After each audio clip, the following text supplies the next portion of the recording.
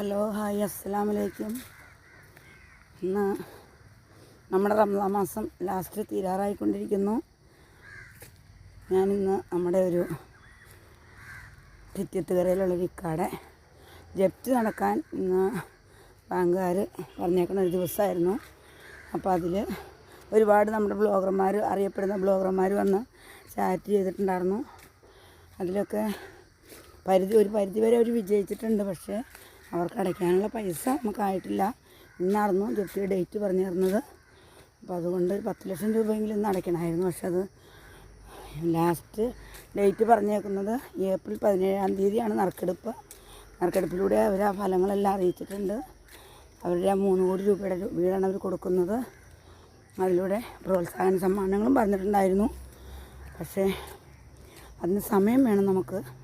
ആ സമയം ബാങ്കുകാർക്ക് അത് ബാധകമല്ല. അവരത് 1 കോടി രൂപ അദാലത്ത് വെച്ച് കുറച്ച് കൊടുത്തതിൻ്റെ പേരിൽ അവർ ജപ്തിക്ക് കോടതി ഉത്തരവിട്ടേക്കണെയാണ്. ഇനിയിപ്പോൾ 2 പ്രാവശ്യം നോട്ടീസ് ഒട്ടിച്ച് പോയതാണ്.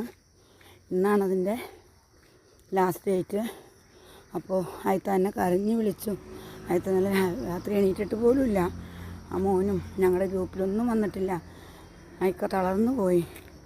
ഇന്നത്തെ ദിവസം എന്ത് ചെയ്യുന്നറിയാതെ ഒരുപാട് വേദനിക്കുന്നുണ്ട്. അപ്പോൾ അതിന് വേണ്ടിയിട്ട് ഞാനും പോകുന്നുണ്ട് ബാങ്കിലേക്ക്. ഞാനും പോയിട്ട് വരുമ്പോൾ എന്താവുമെന്നും നമുക്കറിയില്ല. ഞാൻ പോയാൽ എന്നെക്കൊണ്ടൊന്നും ചെയ്യാൻ പറ്റില്ല. പക്ഷേ അവൾ പറയണത് ഷക്കീല തായും കൂടി ഇവിടെ നിന്ന് വരുമോ, എനിക്ക് കൂടെ പോകാൻ ആരുമില്ല, എൻ്റെ മോനും അല്ലാതെ വേറെ ആരുമില്ല. ഇക്ക തളർന്നു പോയി. എന്നെ കൊണ്ട് തീരെ വയ്യ. വർത്താനം പറയാൻ പോലും ആ മനുഷ്യന് പറ്റണില്ല. ഇക്ക വർത്താനം പറയുമ്പോൾ തല നിന്ന് പോവുകയാണ്. അതുകൊണ്ട് എല്ലാവരും അവർക്ക് വേണ്ടി ദുആ ചെയ്യണം. എന്നെക്കൊണ്ട് ഒന്നിനും കഴിവില്ല. ഞാൻ വെറുതെ ഒന്ന് പോകുന്നതാണ്. അവിടെ മലയാളം പറയുന്ന കാനറ ബാങ്കാണ് അവരുടെ ബാങ്ക്. അവിടെ മലയാളത്തിൽ നമ്മൾ സംസാരിച്ചാലൊന്നും മനസ്സിലാവുന്നില്ല, ആരുമില്ല.